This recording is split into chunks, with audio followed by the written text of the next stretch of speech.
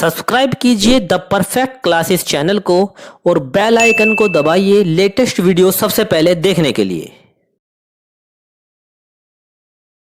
Hello student, the perfect classes में आप सभी का स्वागत है। शिक्षा निदेशालय राष्ट्रीय राजधानी क्षेत्र दिल्ली की वर्कशीट नंबर 21 डिस्कस कर रहे हैं बच्चों। 8 दिसंबर 2020 की वर्कशीट है क्लास 8 की। विषय है गणित। विद्यार्थी अपना नाम लिख लेंगे, कक्षा अध्यापक का नाम लिख लेंगे। टॉपिक है बच्चों वर्ग तथा वर्गमूल पर आधारित शाब्दिक समस्या। तो स्टार्ट करते हैं वर्कशीट। प्यारे बच्चों, रोहित 8वीं कक्षा के सभी सेक्शन का मॉनिटर है। वह अपने स्कूल के प्रार्थना स्थल पर प्रार्थना आयोजित करना चाहता है। वह छात्रों की संख्या के अनुसार उन्हें इस प्रकार खड़ा करना चाहता है कि एक पंक्ति में जितनी छात्रों की संख्या हो उतनी ही संख्या पंक्तियों की हो। यदि छात्रों की कुल संख्या 1764 है तो रोहित कितनी पंक्तियां बनाएगा? आओ हम रोहित की इस काम में मदद करें। तो प्रश्नानुसार चरण पहले में करेंगे हम। पंक्तियों की संख्या, एक पंक्ति में छात्रों की संख्या, छात्रों की कुल संख्या आप लिखेंगे पहले 1764। माना चरण 2 में लिखेंगे, माना एक पंक्ति में छात्रों की संख्या x। चरण 3 में लिखेंगे छात्रों की कुल संख्या x²। ठीक है। अब चौथे चरण में x² बराबर 1764 हो गया। अब इस पे से स्क्वायर हटाने के लिए 1764 को पर अंडर रूट आ गया। अतः इसका जब हम अंडर रूट निकालेंगे तो x बराबर आ जाएगा 42। इसलिए पंक्ति में छात्रों की संख्या हो गई 42।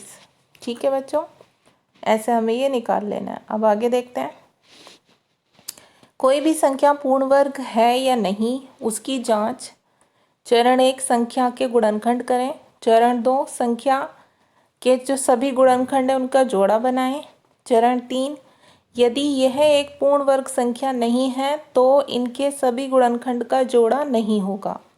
चरण 4 तो गुणनखंडों का जोड़ा बनाएं। प्रत्येक जोड़े में से एक संख्या लें, उन संख्याओं का गुणनफल वर्गमूल होगा। इस प्रकार हमें पूर्ण वर्ग संख्या प्राप्त होगी। प्रश्न दिया हुआ यहाँ पर, वह छोटी से छोटी संख्या जिससे 68,600 को गुणा करने पर यह संख्या पूर्ण वर्ग हो जाए तथा वर्गमूल भी ज्ञात करें। तो इसका उत्तर कैसे निकालेंगे? पूर्ण वर्ग वह संख्या है जिसमें गुणनखंड करने के बाद प्रत्येक गुणनखंड का जोड़ा हो। तो इसका गुणनखंड निकाल लिया हमने, 2 गुणा 2 गुणा 2 गुणा 5 गुणा 5 गुणा 7 गुणा 7 गुणा 7। यह एक पूर्ण वर्ग संख्या नहीं है क्योंकि इसमें सबके जोड़े नहीं बन रहे हैं। ठीक है, क्योंकि इनके सभी गुणनखंड का जोड़ा नहीं है।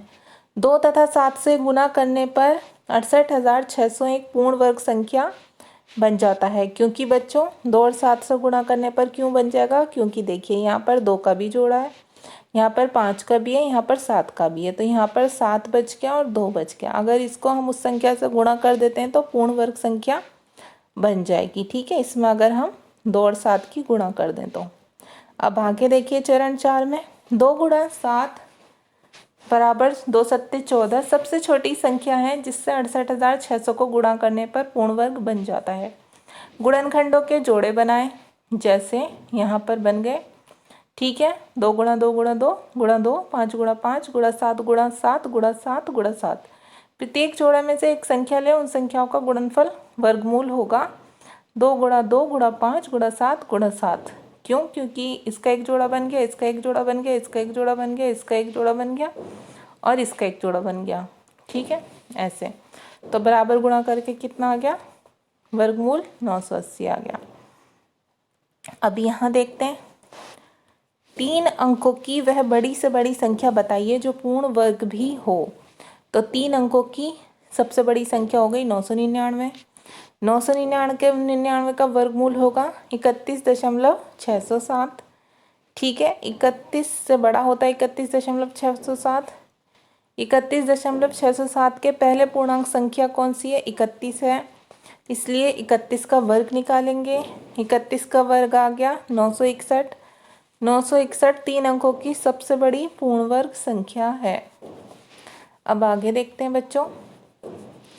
आइए इन सभी प्रश्नों को हल करें। तो प्रश्न नंबर 1 है, एक बाग में 3156 पौधे इस प्रकार लगाए जाने हैं कि प्रत्येक पंक्ति में उतने ही पौधे हों जितनी पंक्तियों की संख्या हो। पंक्तियों की संख्या और प्रत्येक पंक्ति में पौधों की संख्या ज्ञात कीजिए। तो इसको हम फाइंड आउट करेंगे। देखिए, पहले आप सवाल लिख लेंगे, ठीक है, फिर आप आंसर देंगे। पौधों की संख्या 3156, फिर पंक्तियों की संख्या लिखेंगे हम, x मान लेंगे क्योंकि हमें दे नहीं रखी। प्रत्येक पंक्ति में पौधों की संख्या भी हम x मान लेंगे क्योंकि हमें दे नहीं रखी।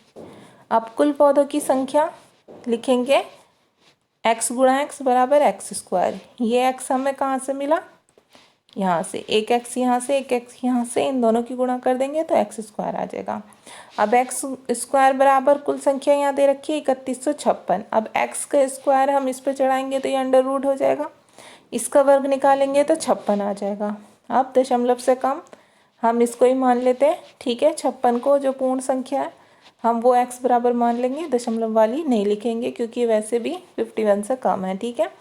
57 नहीं मानेंगे, 56 ही मानेंगे क्योंकि दशमलव संख्या कम दे रखी है, इसलिए x बराबर कितना आ गया, 56 आ गया। अब क्वेश्चन नंबर 2 देख लेते हैं बच्चों।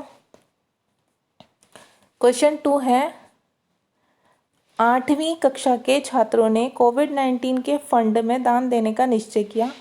प्रत्येक छात्र ने उतने रुपए दान में दिए जितने कक्षा में छात्र थे। यदि उस कक्षा के द्वारा 2601 रुपये इकट्ठा किया गया, कक्षा में छात्रों की संख्या ज्ञात कीजिए। ये भी बिल्कुल सेम हमें ऐसे ही करना है, ठीक है। देखिए, इसे करते हैं हम। छात्रों द्वारा दिया गया कुल दान कितना, 2601। अब हम इसके क्या करेंगे, इसके गुणनखंड निकालेंगे, ठीक है। अब 3 के पेयर बन रहे हैं और 17 के बन रहे हैं। जब हमने गुणनखंड निकाला तो इसके पेयर बन गए 3 का और एक 17 का। तो 3 गुणा 17 किया हमने तो कितना आ गया, 51 आ गया हमारे पास।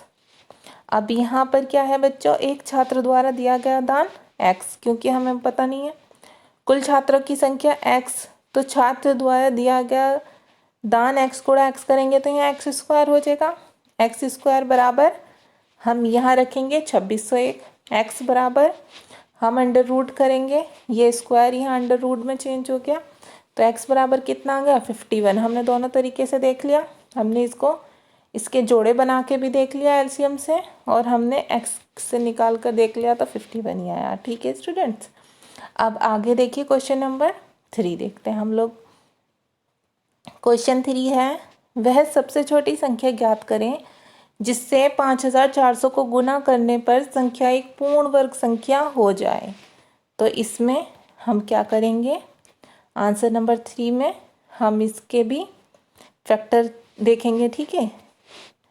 इसके गुणनखंड करेंगे तो एलसीएम के थ्रू हम पहले इसके निकाल लेंगे। हमारे पास आ गया 2 गुणा 2 गुणा 2, 3 गुणा 3 गुणा 3 गुणा 5 गुणा 5। अब देखिए इसके फैक्टर हो गए, इसका पेयर हो गया, 2 गुणा 2 का एक पेयर मिल गया, 3 गुणा 3 का पेयर हो गया, एक 5 गुणा 5 का हो गया। अब कौन सी संख्या बची, 2 बची और 3 बची। अब 2 गुणा 3 सबसे छोटी संख्या कौन सी है, 6। अगर 6 को आप 5400 में गुणा कर देंगे तो ये पूर्ण संख्या बन जाएगी, ठीक है। तो हमें सबसे छोटी संख्या बतानी थी, ये 6 आंसर लिखना है आपको, ठीक है। अब ये आपकी वर्कशीट सॉल्व हो गई स्टूडेंट्स। अगर आपको मेरी वीडियो पसंद आई है तो प्लीज़ मेरी वीडियो को लाइक कीजिए, शेयर कीजिए, हमारे चैनल को सब्सक्राइब कीजिए। Thanks for watching.